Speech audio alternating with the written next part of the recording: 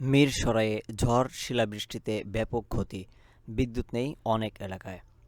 চট্টগ্রামের মিরসরাইয়ে কালবৈশাখী ঝড় ও শিলাবৃষ্টিতে ঘরবাড়ি ও ফসলের ব্যাপক ক্ষতি হয়েছে।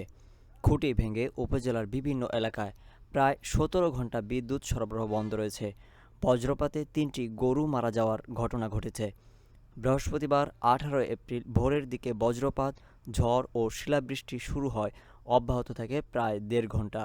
খোঁজ নিয়ে জানা গেছে, উপজেলার ১৬ ইউনিয়ন ও ২ পৌরসভায় শিলাবৃষ্টি ও ঝড়ে অনেক বাড়িঘরের টিনের চাল উড়ে গেছে। জোরারগঞ্জ ইউনিয়নে বেশ কয়েকটি স্থানে বিদ্যুতের খুঁটি ভেঙে বিদ্যুৎ সরবরাহ বন্ধ রয়েছে।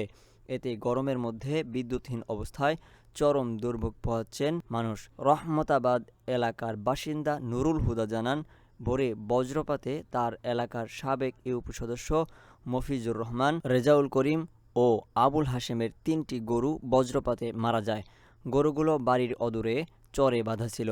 সকালে গিয়ে দেখতে পান গরুগুলো মাটিতে পড়ে আছে। গরুগুলোর মূল্য আনুমানিক ৩ লাখ টাকা। পশ্চিম দুর্গাপুর এলাকার বাসিন্দা শাহ আলম বলেন, বেশ কয়েকদিন তীব্র গরম আর লোডশেডিংয়ে জনজীবন অতিষ্ঠ। এ অবস্থায় বৃহস্পতিবার ভোরে বাতাসে বিদ্যুতের তার ছিঁড়ে যাওয়ায় প্রায় ১৫ ঘণ্টা বিদ্যুৎহীন অবস্থায় রয়েছি। অনেকবার বিদ্যুৎ অফিসে ফোন করেছি, এখনও লোকজন আসেনি। শিলাবৃষ্টিতে ঝরে পড়েছে অনেক গাছের আম। ক্ষতি হয়েছে মিষ্টি কুমড়া, টমেটো সহ বিভিন্ন ফসলের।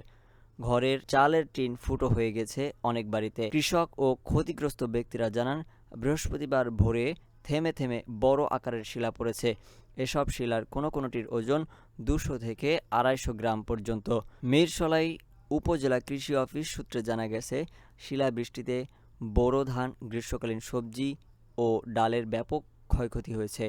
৯৫০ হেক্টর জমির বোরো আক্রান্ত হয়েছে, তার মধ্যে ক্ষতি হয়েছে ৪৫ হেক্টর জমির ধান।